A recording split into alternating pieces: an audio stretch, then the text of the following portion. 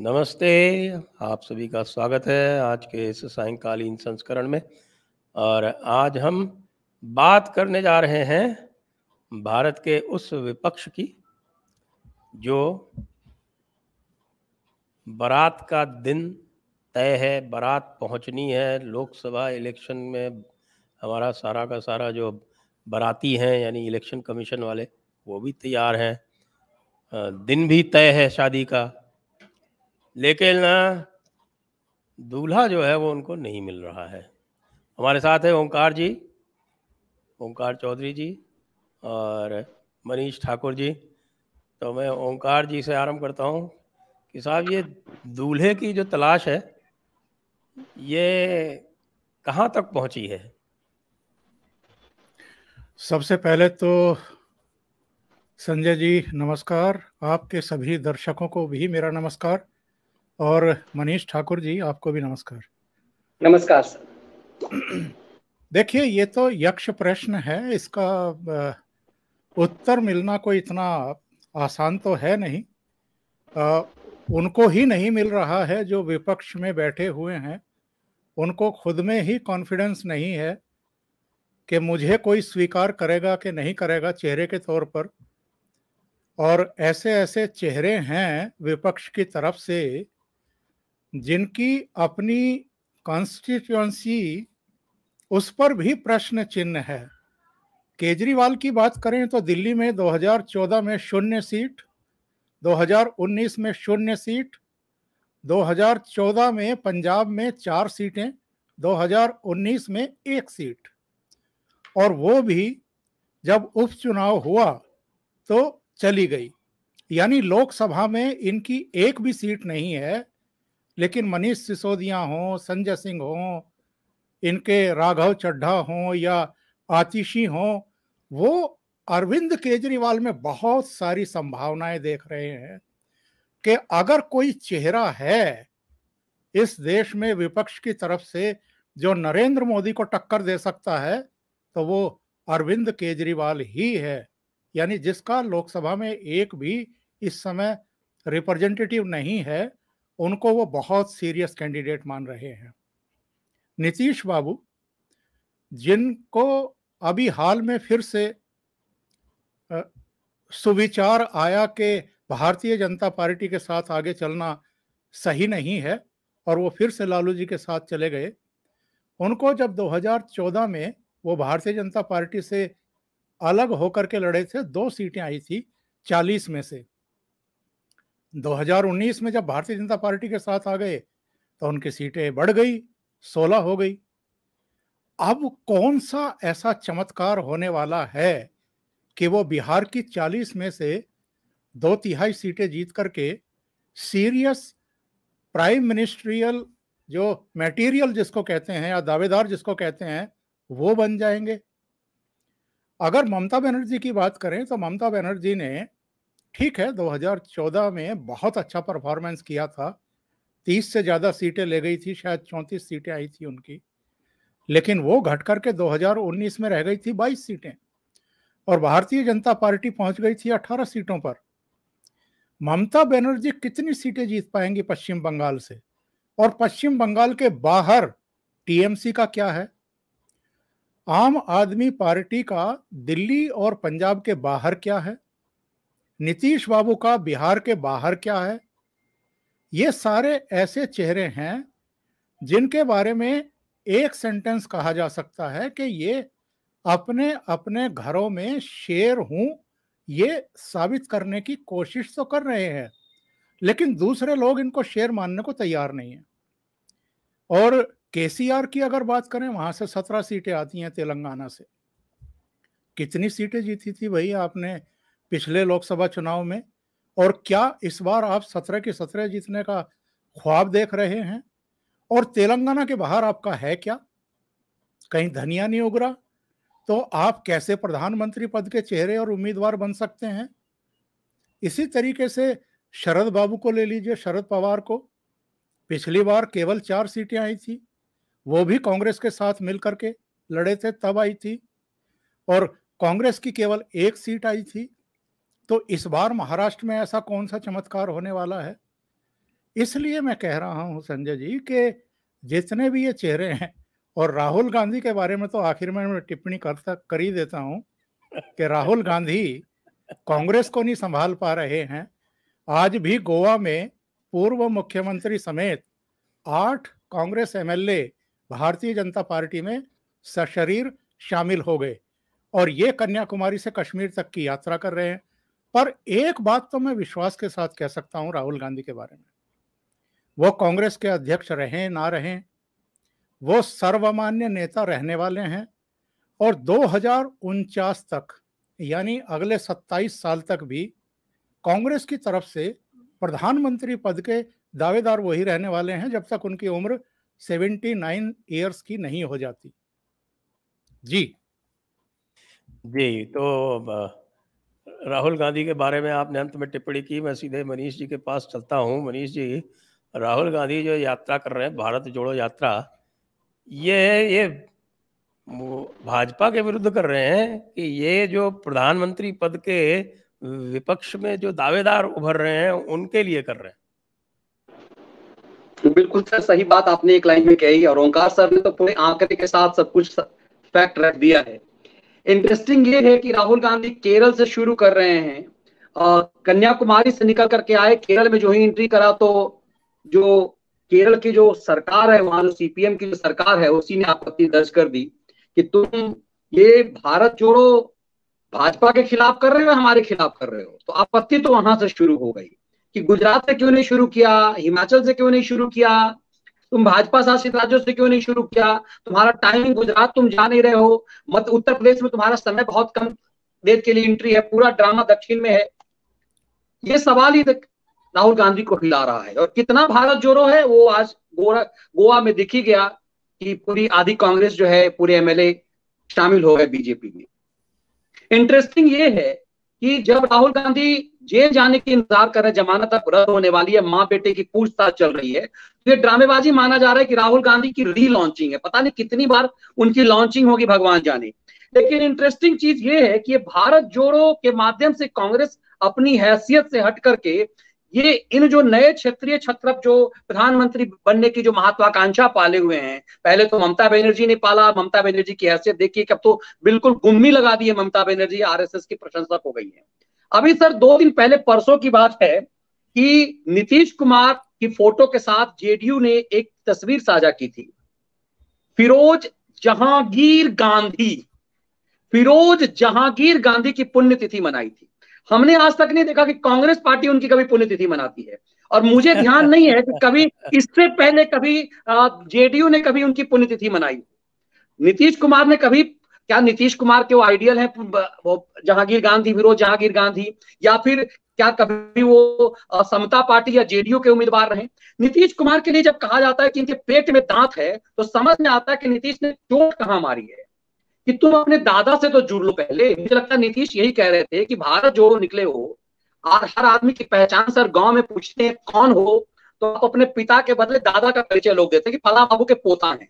तो ये जो है, ये अपने दादा से तो जुड़े नहीं है। आज तक किसी ने देखा नहीं कि कभी फिरोज गांधी की समाधि पर जाकर के एक पुष्प डाल करके आए, कभी चादर चढ़ा करके आए, वहां पर मोमबत्ती जला करके आए, जो भी जिसको भी मानते हैं। और ये कौन सा दत्तात्रेय से ये जुड़े हुए हैं, ये सवाल नीतीश कुमार ने उठा दिया। सामान्य मामला नहीं है। नीतीश कुमार ने भारत जोड़ो आंदोलन के बीच जो तस्वीर साझा की परसों, ये बहुत बड़ी चोट है उनके ऊपर। और दूसरी तरफ सवाल उठने लगा है कि एक व्यक्ति जो शादीशुदा नहीं है, 10 जनपद जो प्राइम मिनिस्टर के निवास से भी छोटा नहीं है, उसमें माँ अकेली रहती है, विधवा माँ, ये अकेले रहते हैं भाई साहब तुगलक रोड में। तो ये कौन सा जोड़ रहा है कि जो माँ से जुड़ा हुआ नहीं है, जो दादा से जुड़ा हुआ नहीं, भारत जोड़ो निकले हुए, और पूरी तरह से रोज ड्रामेटिक कंडीशन में। तो ये मजाक के अलावा कुछ भी नहीं बन रहा है ये। और अब जो काम मुझे लगता है कि कल जो राष्ट्र आरएसएस के जो गणवेश में उन्होंने जो आग लगाई है, वो मुझे साफ दिख रहा है कि जिस तरह से रावण ने हनुमान की पूंछ में आग लगाकर अपनी बर्बादी की थी, ये बर्बादी का मुझे लग रहा है कमोबेश उसी तरफ राहुल गांधी ले रही। भारत जोड़ो नहीं, ये साफ दिख रहा है कि इस कांग्रेस ने क्या कुछ जोड़ा है। इसीलिए सवाल बहुत अच्छा हेमंत बिश्व शर्मा ने पूछा कि भारत तो जुड़ा हुआ है भाई, सरदार पटेल ने इस भारत को जोड़ दिया हुआ है, तुम्हारे परनाना ने जो जोड़ा, भारत को अलग किया हुआ है, वहां से शुरू करो तो अच्छा होता। कि लाहौर से शुरू करते राहुल गांधी तो समझ में आता कि कहाँ इनकी जो है कम से कम इनकी इच्छा शक्ति क्या है और प्लानिंग क्या है। ये साफ नाटक समझ में आ रहा है कि अपने आप के बचाव के लिए ये एक तरह से रीलॉन्चिंग का प्रोग्राम है। बार बार रीलॉन्चिंग हो रहा है, एक बार और सही। जी वापस आता हूँ ओंकार जी। आपने शरद पवार का नाम लिया, लेकिन शरद पवार ने तो अपने आप को आधिकारिक रूप से प्रधानमंत्री की दौड़ से अलग कर लिया है, तो एक कैंडिडेट तो कम हुआ। अब बचते हैं 5, जिसमें राहुल जी की भी हमने चर्चा की, और नीतीश जी, ममता, केजरीवाल और केसीआर, ये जो 4 लोग बनते हैं। अब इसमें से हाइपर एक्टिव सबसे अधिक इस समय जो है वो एक तरफ नीतीश है और दूसरी तरफ केजरीवाल है, और केजरीवाल और कहीं नहीं होकर इस समय गुजरात में बड़े एक्टिव हो रहे हैं। और आप मेरे को ध्यान होगा, हमने एक सर्वे किया था कुछ दिनों पहले, आप थे उसमें, तो गुजरात में तो केजरीवाल को कुछ मिलने वाला है नहीं, कम से कम लोकसभा में। विधानसभा में कोई इक्की दुक्की कोई कांग्रेस की भूली भटकी कोई सीट उनको मिल जाए तो मिल जाए। तो लोकसभा में जैसा आपने गिनाया कि इस समय 0 सीटें हैं उनकी। पंजाब में खुद मुख्यमंत्री की सीट जो है वो उपचुनाव में हार गए। तो जो केजरीवाल और नीतीश में जो प्रतियोगिता चल रही, जो प्रतिस्पर्धा चल रही, इसको कैसे देखते हैं आप? देखिए, अरविंद केजरीवाल की जो सक्रियता है वो दूसरे कारणों से है। उनको भी तो पता है, वो कोई मूर्ख नहीं है, बहुत चतुर सुजान है इस मामले में। उनको ये पता है कि कुछ नहीं मिलने वाला है। थोड़ी बहुत संभावनाएं अगर कहीं हैं तो पंजाब है। पंजाब में उनको कुछ सीटें मिल सकती हैं। डिपेंड करेगा कि कांग्रेस का वहां कितना कमजोर प्रदर्शन रहता है और अकाली दल का कितना कमजोर रहता है। भारतीय जनता पार्टी को 1-2 सीटें कहीं मिल जाएं तो मिल जाएं, इससे ज्यादा संभावनाएं मैं पंजाब में देख नहीं रहा हूं अभी भी, क्योंकि लोकसभा का चुनाव अलग तरीके से होता है, विधानसभा का अलग तरीके से होता है, नेतृत्व भी अलग होता है, मुद्दे भी अलग होते हैं। पर अरविंद केजरीवाल इस समय भारी परेशानी में इसलिए हैं कि एक के बाद एक 2 मामलों की तो सीबीआई जांच के आदेश लेफ्टिनेंट गवर्नर दे चुके हैं। एक ऑलरेडी नई शराब नीति, जिसमें इनके डिप्टी फंस रहे हैं, बुरी तरीके से फंस रहे हैं, उसका स्टिंग भी सामने आ चुका है। और दूसरा, जो लो फ्लोर बसें थी, उनकी खरीद की जो शुरुआत की थी इन्होंने, और जिस तरीके से उनके मेंटेनेंस का टेंडर भी जिस कंपनी के जरिए खरीद रहे थे उसी को दे दिया, और वो भी बहुत गड़बड़ घोटाले के साथ दिया। ये सवाल तो खड़े हो रहे हैं ना कि जब आप कोई नया प्रोडक्ट खरीदते हैं, चाहे वो टेलीविजन खरीदें, चाहे आईपैड खरीदें या लैपटॉप खरीदें, उसकी कुछ वारंटी गारंटी तो होती है ना, 1 साल की, 2 साल की, 3 साल की। लेकिन आप मेंटेनेंस डे 1 से ही अगर शुरू कर दें तो उसमें बहुत बड़े सवाल खड़े हुए हैं। तो उसकी भी सीबीआई जांच की सिफारिश हो गई है। एजुकेशन डिपार्टमेंट में जो कमरे वगैरह बने हैं, उनको जिस तरीके से टॉयलेट को भी कमरे दिखा दिया गया, और एक कमरे की अगर लागत आप 30 से 33 लाख रुपया दिखा रहे हैं, जिस तरह के आरोप बीजेपी के नेताओं के द्वारा लगाए जा रहे हैं, ये अगेन एक ऐसा मामला बनेगा जिसमें सीबीआई जांच हो सकती है। एक मंत्री इनके ऑलरेडी जेल में पड़े हुए हैं, दूसरे के सिर पर सीबीआई ईडी की तलवार लटकी हुई है। अरविंद केजरीवाल को मैं चतुर सुजान इसलिए कह रहा हूं संजय जी, बहुत चालाकी से इन्होंने जब मंत्रिमंडल यानी मंत्रालय बांटे लोगों को, अपने साथियों को, तो खुद कोई मंत्रालय लिया नहीं। इसका मतलब ये है कि जो भी टेंडर छोड़े जाएंगे, जो भी फैसले होंगे, उन पर किसी फाइल पर अरविंद केजरीवाल के साइन नहीं होंगे।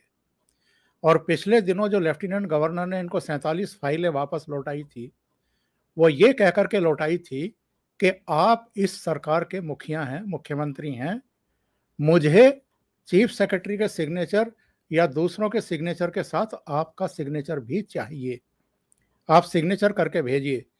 तो ये बहुत चालाक हैं।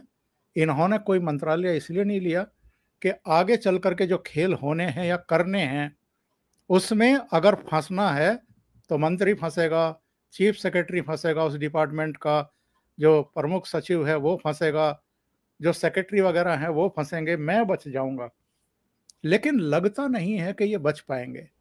अगर एक एक करके सारे मंत्रियों की गर्दन फंसनी है, जिसकी अब आशंका दिखाई देने लगी है साफ साफ तौर पर, तो इनमें से कोई एक मंत्री तो टूट जाएगा। वो तो अरविंद केजरीवाल का नाम लेगा, तो अरविंद केजरीवाल कब तक बचेंगे? तो ये जितनी उछल कूद इस समय दिखाई दे रही है, चाहे हिमाचल में, चाहे गुजरात में, अब तो हिमाचल भी छोड़ दिया इन्होंने एक तरीके से, अब तो केवल गुजरात पर फोकस कर रहे हैं। तो ये इनका जो अंदर का फ्रस्ट्रेशन है वो शो करता है। और जितने ये सीरियस हैं प्राइम मिनिस्टर कैंडिडेचर को लेकर के, वो तो मैंने बताया कि इनकी संभावनाएं कितनी हैं। 10 सीटें इनको लोकसभा में मिल जाएं तो मैं चमत्कार मानूंगा उसको, अगर पंजाब से इनको 10 सीटें मिल जाएं। और दिल्ली में तो कोई भी सर्वे एक भी सीट अभी भी नहीं दे रहा है कि 2024 में भी दिल्ली में इनका कोई खाता खुल पाएगा। इसलिए केजरीवाल भागदौड़ कर रहे हैं।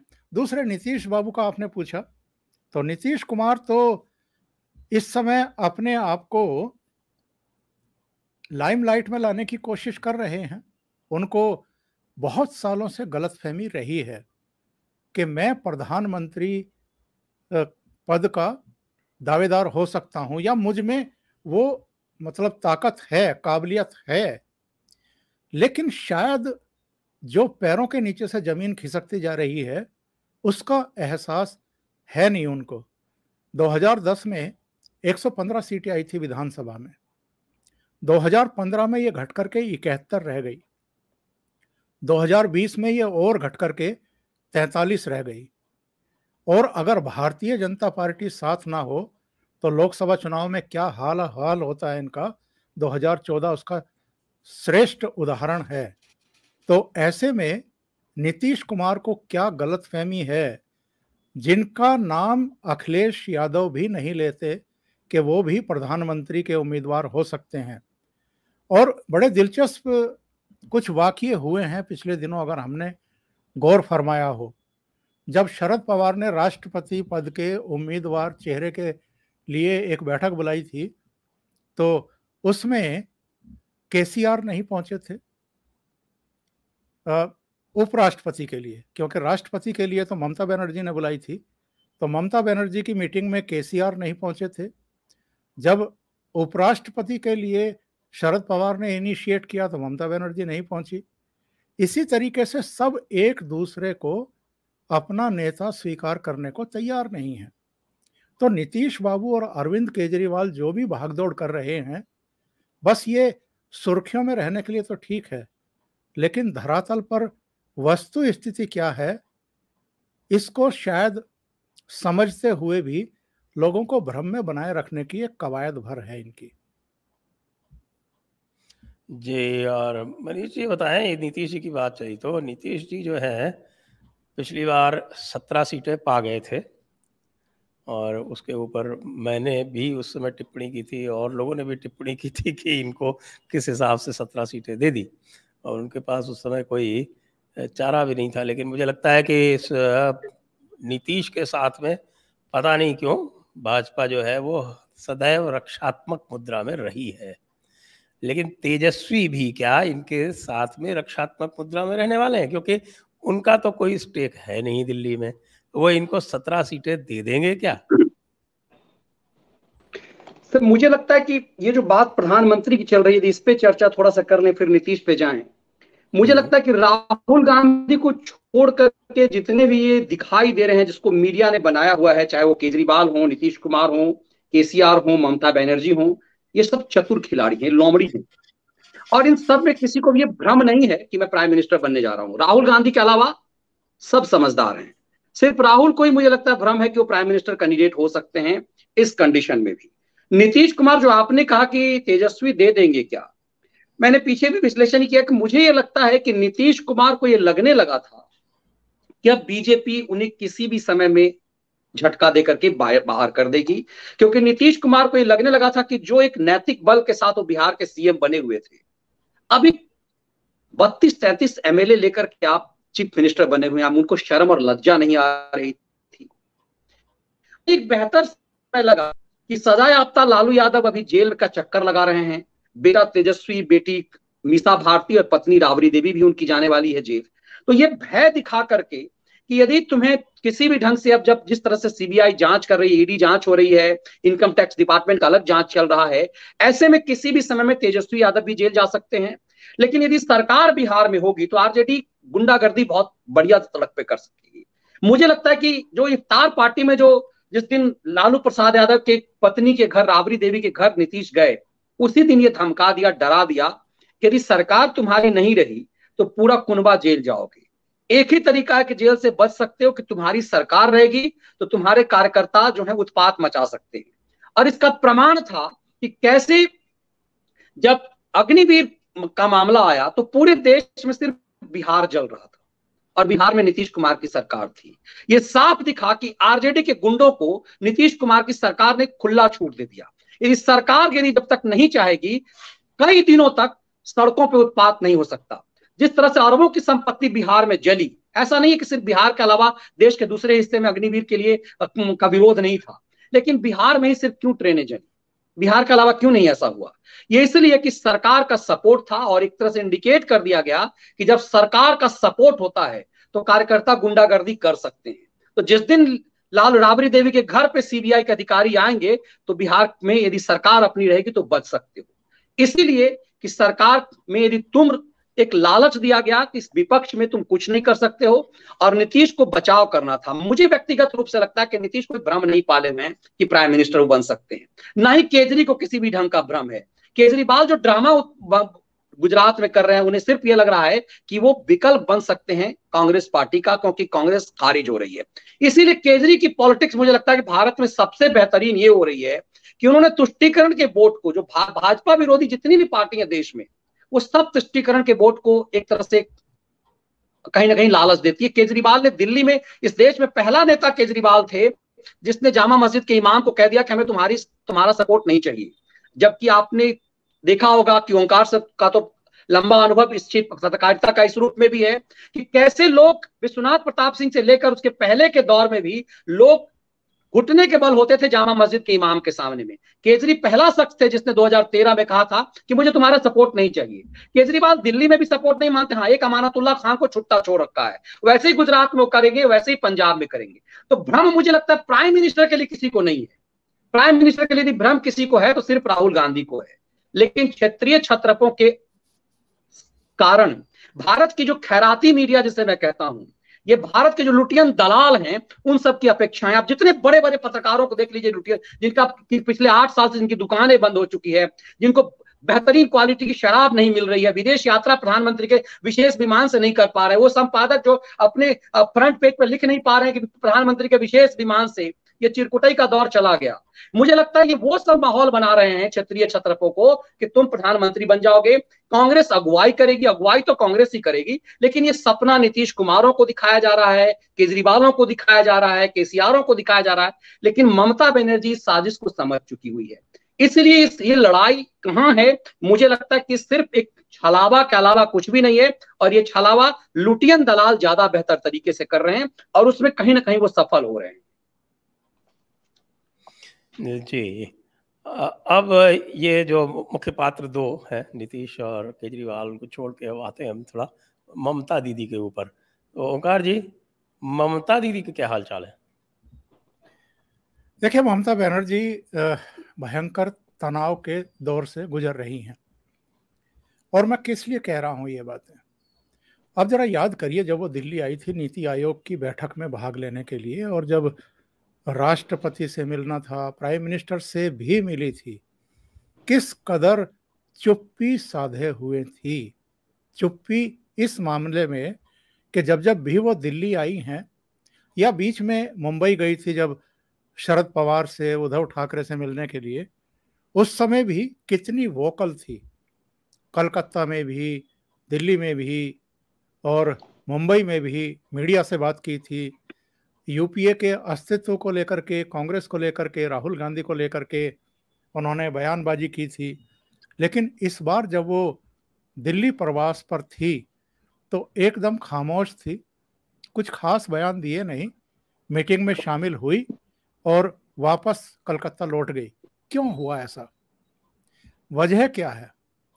क्योंकि इससे ठीक पहले उनके एक मंत्री के यहाँ जो छापा पड़ा था ईडी का, जिसमें करीब 53 करोड़ रुपए का कैश बरामद हुआ था, 5 किलो ज्वेलरी बरामद हुई थी, असीमित संपत्तियां अलग अलग जगहों पर बेनामी के तौर पर खरीदी गई थी, उनका पता लगा था, उनके दस्तावेज बरामद हुए थे।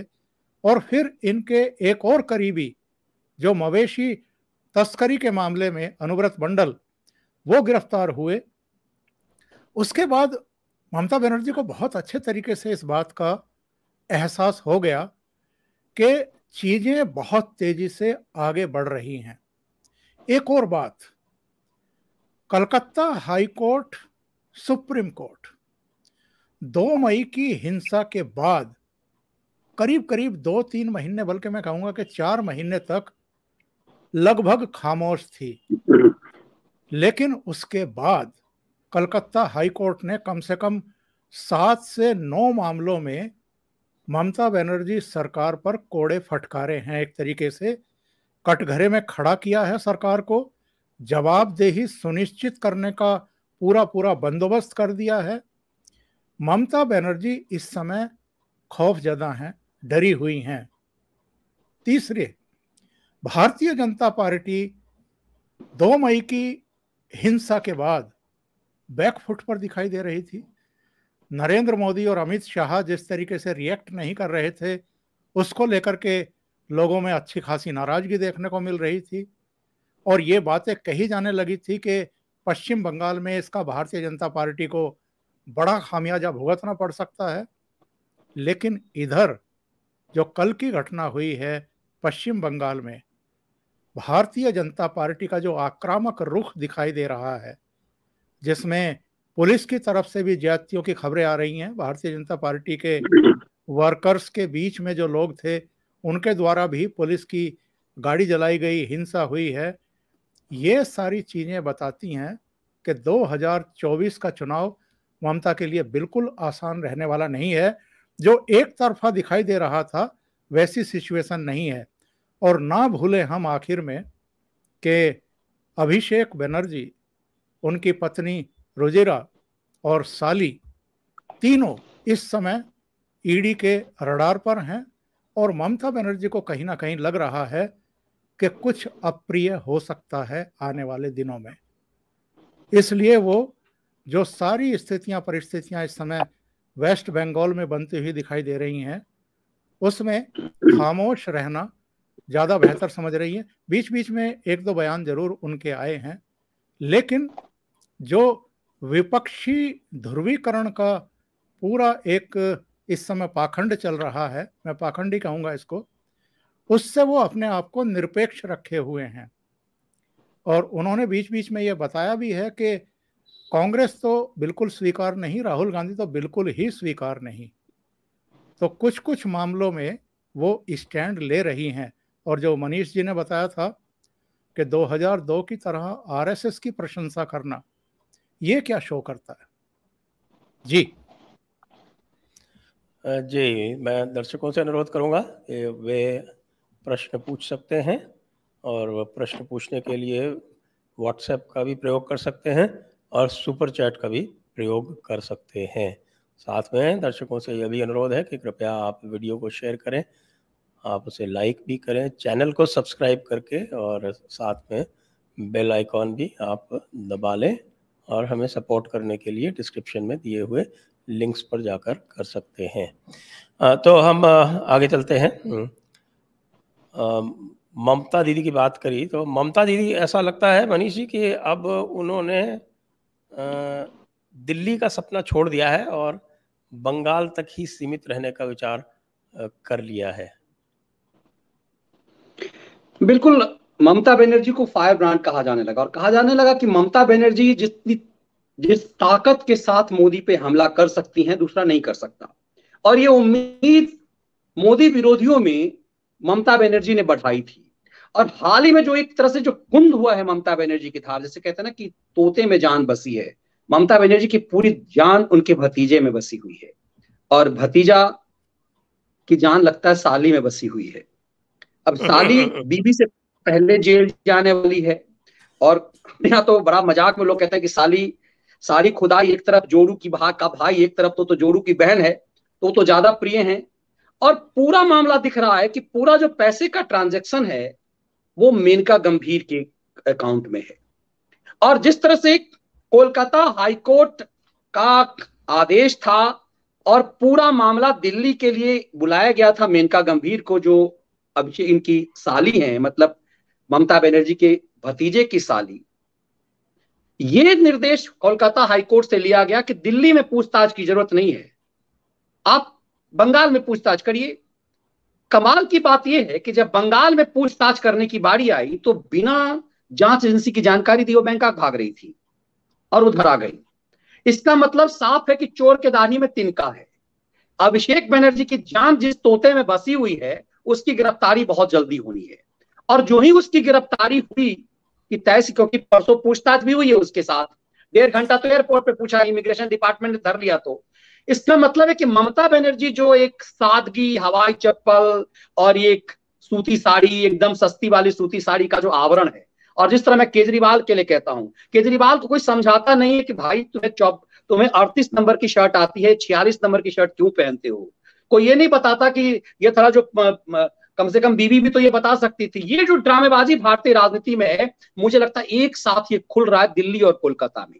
ये लोग, वो लोग भ्रष्ट, जब जिनके ऊपर आरोप जो पता है, कांग्रेस के लिए अब कुछ खोने के लिए नहीं, कांग्रेस को तो पता ही, जो देश जान चुका है कि ये भ्रष्टतम पार्टी है। ये जो आवरण ममता बनर्जी ने ओढ़ा हुआ है सादगी का, ईमानदारी का, ये केजरीवाल ने जो ओढ़ा हुआ है, ये सबके सब उतरने। और इसीलिए चूंकि केजरीवाल तो वो ड्रामा कर पाते हैं मीडिया को ऊपर लेकर के, कई बार ये भी समझ से परे होता है कि एक शहरनुमा राज्य का मुख्यमंत्री, उसका दिन भर उस टेलीविजन चैनल पे वो किसी प्रेस कॉन्फ्रेंस के माध्यम से होते हैं।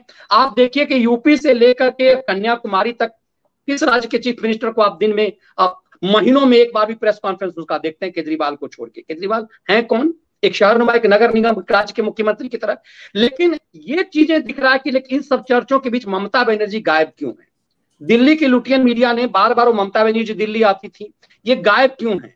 ये साफ दिखता है कि उन्हें पता चल गया है, उन्हें लगता है कि यहाँ जो फाइट है, अब ये लड़ाई जो बंगाल की है, वो जितना ज्यादा मजबूती के साथ यदि बीजेपी को हम अवसर दे दें कि बंगाल में आकर के तुम फाइट करो, ये मुझे लगता है कि 2 दिन पहले जो बंगाल में जो बीजेपी का एग्रेशन दिखा है, जो गुस्सा, जो क्रोध दिखा है, वो साफ दिखता है कि लड़ाई को अब बंगाल ट्रांसफर किया जाए। क्योंकि बीजेपी को भी लग रहा है कि जो बिहार में सीटें कम होगी, नीतीश और लालू के मिलन के साथ जो 39 से सीट कम तो होनी ही होनी है, उसकी भरपाई बंगाल से होनी है।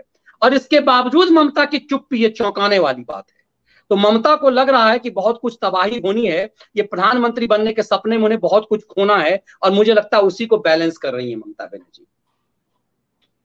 हाँ, वो तो ठीक है, लेकिन ये जो अभी अतिशयोक्ति होगी ये मानना कि भारतीय जनता पार्टी बंगाल में 18 से अधिक सीटें नहीं, मुझे तो, हमने तो अभी एक एनालिसिस की थी, उसमें थे ओंकार जी, और उस समय तो 4 सीटें संभवतः आ रही थी, क्योंकि जो हानि भारतीय जनता पार्टी ने अपनी कर ली है विधानसभा चुनाव के बाद अपने एक बिल में जाकर और कार्यकर्ताओं को छोड़कर, तो उसका नुकसान केवल एक आंदोलन से हो जाए ऐसा मुझे लगता नहीं है। खैर, ये तो हम लगातार करते रहेंगे, यदि इसका कोई इम्पैक्ट आएगा तो बाद में पता भी चल जाएगा, क्योंकि हमारी एनालिसिस कम से कम लोकसभा के मामले में बहुत ही एक्यूरेट रही है आज तक। अब बात करते हैं ओंकार जी से। हैदराबाद में 17 सितंबर को बड़ा मेला हो रहा है, मुझे लगता है कि उससे भी काफ़ी इम्पैक्ट पड़ने वाला है, आप क्या सोचते हैं? देखिए, शायद मई 2018 में बेंगलुरु में भी जब कुमार स्वामी का शपथ ग्रहण था तो कौन कौन से चेहरे वहाँ नहीं थे। राहुल गांधी, सोनिया गांधी, ममता बनर्जी, मायावती से लेकर के मरहूम अजीत सिंह और वामपंथी भी सारे नेता इकट्ठा हुए थे, और हैदराबाद में भी अगर इकट्ठा होंगे और सब ऊपर हाथ करके सरेंडर की मुद्रा में, मैं तो वो सरेंडर की मुद्रा कहता हूँ उसको, जो अभियुक्त जिस तरीके से हाथ ऊपर खड़े करके बाहर आता है हथियार डाल करके, तो जब इकट्ठा होकर के आप फोटो खिंचवाते हैं, इसका मतलब अपनी कमजोरी प्रदर्शित करते हैं कि कोई ऐसी शक्ति है जिसके खिलाफ आपको एकजुट होना पड़ रहा है। तो 17 सितंबर हो या 25 सितंबर, जो हरियाणा के हिसार के पास देवीलाल जयंती के मौके पर ये सब इकट्ठा करने की कवायद चल रही है ओम प्रकाश चौटाला के द्वारा, ये सब क्या शो करता है? बस इतना ही शो करता है कि एकजुट होने का एक भ्रम पैदा करके अपनी जो अनसिक्योरिटी है उसको प्रदर्शित करना। क्या इम्पैक्ट होता है इसका? कोई प्रभाव पड़ता है? ओम प्रकाश चौटाला की आज क्या हैसियत रह गई है हरियाणा में? 90 के सदन में केवल एक विधानसभा सीट एलनाबाद वाली उनके बेटे अभय चौटाला ने जीती थी पिछली बार। लोकसभा की एक भी सीट उनके पास नहीं है।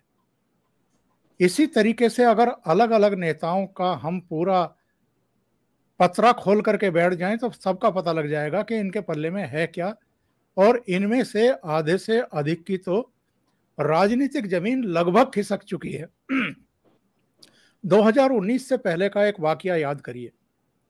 चंद्रबाबू नायडू हर मौका तलाश करते थे दिल्ली आने का और राहुल गांधी को अलग अलग कलर की शॉल ओढ़ा करके फोटो अपॉर्चुनिटी अवेल करने का। क्या हुआ था? 2019 में विधानसभा चुनाव में बुरी तरह से परास्त हुए। लोकसभा चुनाव में भी उनकी सीटें घट करके एकदम नीचे आ गई। उसके बाद से चंद्रबाबू नायडू का कोई नाम लेवा पानी देवा कहीं दिखाई देता है? जो विपक्ष की ये कवायद चल रही है, एकजुटता का जो पूरा एक प्रहसन चल रहा है, उसमें कहीं चंद्रबाबू की कोई तनिक सी भी भूमिका दिखाई देती है? कोई पूछता है क्या आज उनको? इसी तरीके से अलग अलग स्टेट में जो भी इस समय नेता सक्रिय हैं, मैं ये नहीं कह रहा हूं कि उनको सक्रिय नहीं होना चाहिए। मैं हमेशा कहता रहा हूं कि एक डेमोक्रेटिक जो कंट्री है, जो सिस्टम है, उसमें मजबूत विपक्ष होना बहुत जरूरी है। लेकिन विपक्ष मजबूत होने के साथ साथ अगर जवाबदेह और जिम्मेदार भी हो, अगर थोड़ा सा अनुशासित भी हो, अगर वो सही में विपक्ष की भूमिका भी निभाए, आप पार्लियामेंट चलने नहीं देंगे, वहां हंगामा करेंगे 15-15 दिन, 20-20 दिन। ओंकार जी, मैं 17 सितंबर को जो हैदराबाद में मुक्ति आंदोलन वर्सेस एकता दिवस जो होने जा रहा है, मैंने उसका आपको थोड़ा सा पूछा था, क्योंकि वहाँ पर भाजपा जो है एक तेलंगाना हैदराबाद मुक्ति आंदोलन मनाने जा रही है, और उसी दिन जो है ये ओवैसी और हमारे केसीआर जी जो हैं ये मिल के वहाँ पर एकता दिवस मनाने जा रहे हैं उसके काउंटर में। तो मैं ये आपसे निवेदन करा था कि इसका क्या इम्पैक्ट आएगा, वो थोड़ा आपने एक्चुअल में खुल करके नहीं बताया, इसलिए मैं उसमें मैंने सोचा आपको पता होगा 17 सितंबर को क्या होने वाला है। नहीं, वो तो एक्चुअल में असदुद्दीन ओवैसी के जो बयान आए थे बीच में कि इसका नाम ये नहीं ये होना चाहिए, तो उससे भी उनकी इंटेंशन जाहिर होती है कि क्या है, और भारतीय जनता पार्टी क्या उसमें मैसेज देना चाहती है वो भी सर्वविदित है। तो इनका परफॉर्मेंस जैसा वहां रहा है और जो इनकी आपस में बॉन्डिंग रही है, आपके केसीआर की और असदुद्दीन ओवैसी की, और अलग अलग अवसरों पर हम देखते भी रहे हैं, लेकिन हमें नहीं भूलना चाहिए कि हैदराबाद म्यूनिसिपल कॉरपोरेशन के जब इलेक्शन हुए थे तो भारतीय जनता पार्टी को वहाँ किस तरीके का समर्थन मिला था। 4 से बढ़कर के शायद वो 44 सीटों पर पहुंच गई थी, और योगी को भी तब वहाँ बुलाया गया था। इसके अलावा तेलंगाना में भी, आंध्र प्रदेश में भारतीय जनता पार्टी को उतना स्पार्किंग देखने को नहीं मिल रहा है, लेकिन तेलंगाना में तो दिखाई दे रहा है, लोकसभा चुनाव में भी, विधानसभा चुनाव में भी। और केसीआर की जो घबराहट है या असदुद्दीन ओवैसी की, उनके कुनबे की जो असुरक्षा की भावना हमें दिखाई देती है, उसके पीछे भी मेन कारण यही है। जी मनीष जी, आपका क्या विचार है? देखिए, मुझे लगता है कि वहां पर बीजेपी के लिए खोने को बहुत कुछ भी नहीं है, और ओवैसी के लिए वहां जीने और मरने का मामला है। और यदि इसमें सरकार सफल हो गई, जो चीजें बनाया जा रहा है कि वो भाग्यनगर बनाना है, ये पूरी तरह से ओवैसी के वजूद से जुड़ा हुआ मामला है। और दक्षिण में बीजेपी अपने आप को कैसे स्ट्रांग करे, उसे लगता है कि ये सबसे महत्वपूर्ण मुद्दा अभी हैदराबाद को लेकर के है, ताकि आंध्रा और जो तेलंगाना है, इन दोनों क्षेत्रों में ये एक बड़ा बीजेपी के को मोटिवेट करने वाला एक आंदोलन बन करके आएगा। और ये चीजें यदि बीजेपी वहां एंट्री कर गई, तो ये जो ओवैसी का जो ड्रामेटिक राजनीति हर जगह होती है, ये कूद करके कभी बिहार, कभी उत्तर प्रदेश, अभी तो गुजरात में भी उन्हें करना है, ये जो हर जगह अपने आप को बनाते हैं, इन्हें लगता है कि हम हर जगह स्थापित हैं। और ये अपने आप को तो अब ये भी कह रहे हैं कि हमें लोग कहते हैं वोट कटुआ, हम बीजेपी के सपोर्टर हैं, तो तर्क नीतीश कुमार के लिए अलग अलग ढंग से देने लगते हैं कि ये लोग जो बीजेपी के साथ रहे वो हमें हमें इस रूप में पेश करते हैं कि हम बीजेपी के एजेंट के रूप में हैं। लेकिन एजेंट बनने का बात, ओवैसी यदि वहां अपनी उनकी जमीन हिलती है और ऐसा कुछ हो जाता है, तो ये ओवैसी के वजूद का सवाल हो जाएगा, उनकी राजनीतिक वजूद का सवाल हो जाएगा। और हैदराबाद को लेकर के या उस वहां पर, और यही इसी वजूद को बचाने के लिए मुझे लगता है कि चाहे केसीआर हो चाहे ओवैसी हो, ये दूसरे ढंग से ड्रामेटिक खेल खेल रहे हैं कि ताकि चर्चा में वो बने। राजनीति में चर्चा में बना होना बहुत महत्वपूर्ण है। यदि भाजपा इस मुद्दे को लेकर के अब 17 तारीख को के आसपास चर्चा में रहेगी, तो ये माहौल कहीं ना कहीं केसीआर और ओवैसी भी बनाएंगे। इसको ठीक इस रूप में देखिए कि जब प्राइम मिनिस्टर पद की विपक्ष की एका की बात नीतीश कुमार कर रहे हैं, तो क्या जरूरी था कि उसी समय करें जिस समय राहुल गांधी जो निकले हुए थे भारत जोड़ने के अभियान में? क्या उसी समय जरूरी था कि राहुल गांधी के दादाजी का नाम जो है वो अखबारों में श्रद्धांजलि नीतीश कुमार देने लगे? तो ये दरअसल चर्चा में, ये आपस में संघर्ष की लड़ाई है, चर्चा में बने रहने का है, और इससे ज्यादा मुझे व्यक्तिगत रूप से कुछ समझ में नहीं आ रहा। जी, तो अब हम चलते हैं दर्शकों के प्रश्नों की ओर। एक बार पुनः सभी दर्शकों से अनुरोध है कि कृपया इस वीडियो को लाइक करें, शेयर करें, चैनल को सब्सक्राइब करें और हमें सपोर्ट भी करें। ईशान तिवारी, आरएसएस एक ऐसी फैक्ट्री है जो ज़मीन से जुड़े ज़मीनी राजनीति करने वाले नेता बनाती रहेगी। विपक्ष में ऐसा कोई संगठन नहीं है, वहाँ सिर्फ परिवारवाद है। आगे 20-25 साल मुझे बीजेपी का ही शासन दिख रहा है। आप लोगों की क्या राय है? ये इनकी टिप्पणी है, तो इससे आप सहमत या असहमत आप हो सकते हैं। देखिए, विपक्ष की तरफ से और ख़ास तौर से राहुल गांधी के नेतृत्व वाली कांग्रेस की तरफ से जिस तरह की हरकत अभी 2 दिन पहले हुई है, एक गणवेश में आग लगाते हुए एक ट्वीट किया गया, 145 डेज टू गो, उससे क्या महसूस होता है? उनका फ्रस्ट्रेशन कि वो भले ही सेवा दल, यूथ कांग्रेस, एनएसयूआई इस तरह के संगठन बनाए हुए हों, महिला कांग्रेस, लेकिन उसका प्रतिफल क्या है?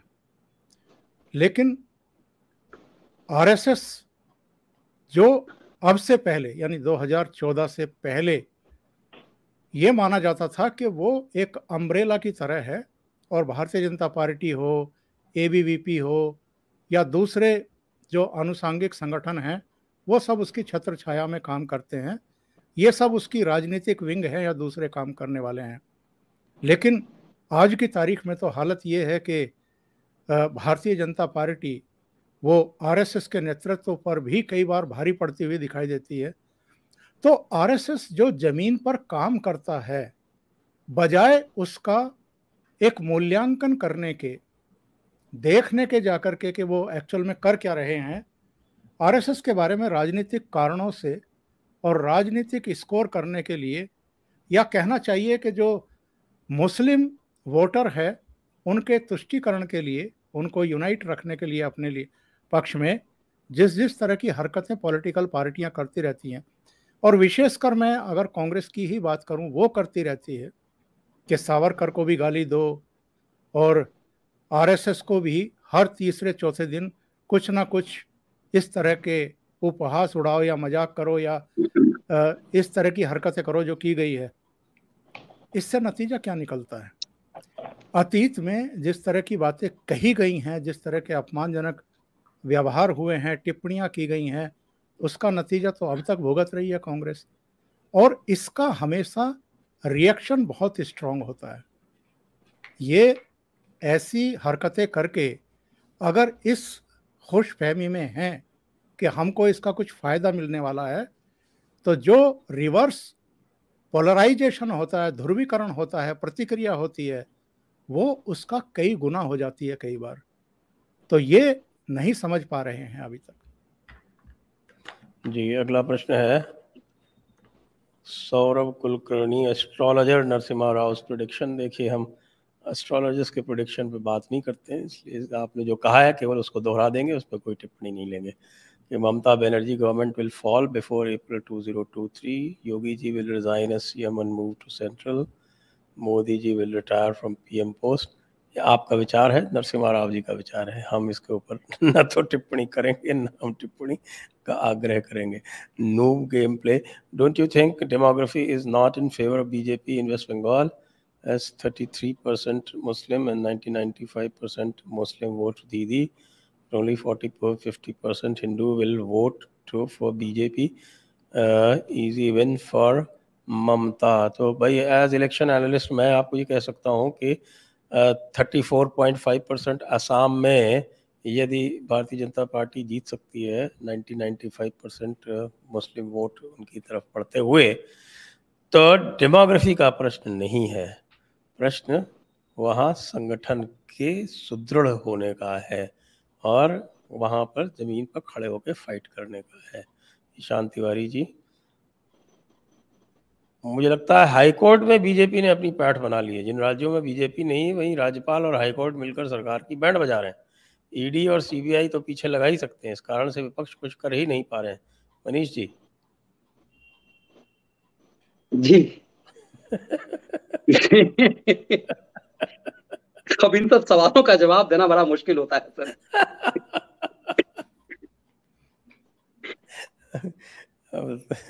अब हाईकोर्ट को तो कैसे क्या कहा जा सकता है। बिल्कुल बिल्कुल बिल्कुल। नेक्स्ट, किरण बालाजी, धन्यवाद। शिव सत्य, opposition parties are expert dividers, DMK languages, Nitish Yadav caste, KCR state, Didi religion, Rahul Yatra Path even splits India into two. ओंकार जी। इनसे तो एक्चुअल में राहुल गांधी से तो पूछना चाहिए लोगों को कि जम्मू कश्मीर का एक बड़ा हिस्सा अगर पाकिस्तान के कब्जे में है तो वो किसकी वजह से है, किसकी नालायकी की वजह से है। अगर भारत का विभाजन हुआ था, जिस पर संजय दीक्षित जी की भी एक पुस्तक है, वो किनके कर्मों या कुकर्मों की वजह से हुआ था, और अगर चीन के कब्जे में एक बड़ा भूभाग अभी भी है तो वो किसके समय में हुआ था। अगर भारत के कई टुकड़े हुए हैं, मतलब इस मायने में कि एक पाकिस्तान, बाल्टिस्तान, गिलगिट बाल्टिस्तान, एक बड़ा हिस्सा पीओजे के चाइना के कब्जे में, और नीचे फिर बांग्लादेश के रूप में, ये किन की वजह से हुआ है, किन के कर्मों की वजह से हुआ है। तो ये नाटक नौटंकी है भारत जोड़ो, और किस तरह का भारत जोड़ो इस समय चल रहा है ये तो आप देख ही रहे हो। एक विवादित फादर से मिलते हैं जो इन्हीं के मुंह पर बैठ करके ऐसी बातें कहते हैं जिससे पार्टी को किनारा करना पड़ता है, अगले दिन उसका खंडन करना पड़ता है कि हम सहमत नहीं हैं। नेकर में आग लगा करके ट्विटर पर डालते हैं। यानी ये जोड़ने की बात केवल ड्रामा है। ये चाहते हैं कि हिंसा हो, प्रतिक्रिया हो और चीजें टूटें। तो भैया कितना और तोड़ोगे? सवाल तो इनसे पूछे जाने चाहिए। जी हाँ, जॉर्ज पुनैया के तो लोगों ने मेरे को पॉर्न वीडियो भेज दिए, जो इस समय तमिलनाडु में भी चल रहे हैं, काफ़ी सोशल मीडिया पे बताया जाता है, तो वो तो एक बहुत ही कलाकार व्यक्ति है। तो राहुल गांधी की जो बेसिक आईक्यू है वो आप सब जानते हैं, तो उसके अनुसार यदि वो जॉर्ज पुनैया से मिलके उससे बातचीत कर लेते तो वही वाली बात है कि राहुल गांधी के लिए तो कुछ करने की आवश्यकता ही नहीं है। आज एक व्हाट्सएप पे चल रहा था, मैंने भी ट्वीट पे साझा किया है, वो मैं उसको दोहराऊं या ना दोहराऊं, उसको मैं क्षमा मांगते हुए कांग्रेसियों से दोहरा ही देता हूँ। उसने कहा कि पुराने समय में राजा लोग जो थे वो अश्वमेध यज्ञ करने के लिए, राज्यों को जीतने के लिए घोड़े छोड़ा करते थे, लेकिन कांग्रेस ने गधा छोड़ दिया। जी, अगला प्रश्न, हर्षद मालवे, heard BJP is going with left in West Bengal. What's going on? मैंने तो नहीं सुना, आप लोगों ने सुना? नहीं, इसकी कोई संभावना भी नहीं है। इसकी कोई संभावना ही नहीं। जी, तो मैंने भी नहीं सुना, हमारे दोनों पैनलिस्ट ने भी नहीं सुना, तो मुझे लगता नहीं कि इसमें कोई तथ्य है विशेष। मुकेश भीमसरिया जी पूछ रहे हैं, मजबूत विपक्ष के रूप में किस पार्टी की ज्यादा संभावना है?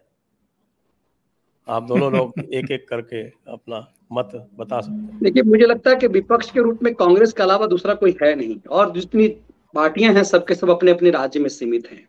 इतना बड़ा देश है, इसमें सिर्फ हवाई की कोई देवेगौड़ा बन जाएगा, कोई इंद्र कुमार गुजराल बन जाएगा, अलग बात है, लेकिन विपक्ष तो सिर्फ और सिर्फ कांग्रेस है। इस सच को स्वीकार करना पड़ेगा। जी, देखिए, जहां तक मेरा व्यक्तिगत मत है, मैं हमेशा इस बात को कहता रहा हूं कि इस देश में और किसी भी लोकतांत्रिक देश में एक मजबूत विपक्ष होना ही चाहिए, जो चेक एंड बैलेंस रखे, पार्लियामेंट के बाहर भी, पार्लियामेंट के भीतर भी। और वो संभावनाएं अभी भी कांग्रेस में ही है, कहीं और नहीं है।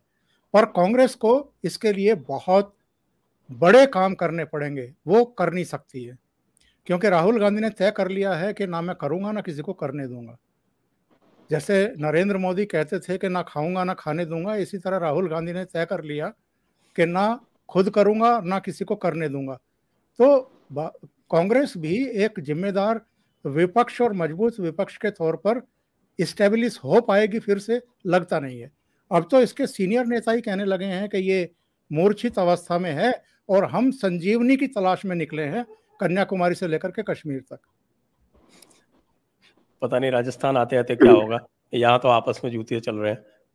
और अगर गहलोत जी चले गए, अध्यक्ष बन गए, तो पता नहीं क्या होने वाला है, क्योंकि वो आने भी नहीं देंगे सचिन पायलट को आसानी से। तो अब बहुत इंटरेस्टिंग चीज़ें होंगी अगले 140 दिन में। 45 जब बोला था तो उसको 2-3 दिन तो हो गए, तो वो जो भी बचा है 142-43 दिन में। आर अग्रवाल जी पूछ रहे हैं, can Ankur Sharma ji of Ekjut Jammu can be an option? मैं अंकुर जी को अच्छी तरह से जानता हूँ, बहुत ही ब्राइट और बहुत ही सुलझे हुए विचारों वाले और प्रखर वक्ता, चिंतक सब हैं उनमें, लेकिन जब तक टेस्ट नहीं हो जाए पॉलिटिकल ग्राउंड पे, तब तक कुछ कहना थोड़ा सा कठिन होगा। इसी के साथ हमारे प्रश्न समाप्त होते हैं, यहीं पर हम विराम देंगे इस सेशन को।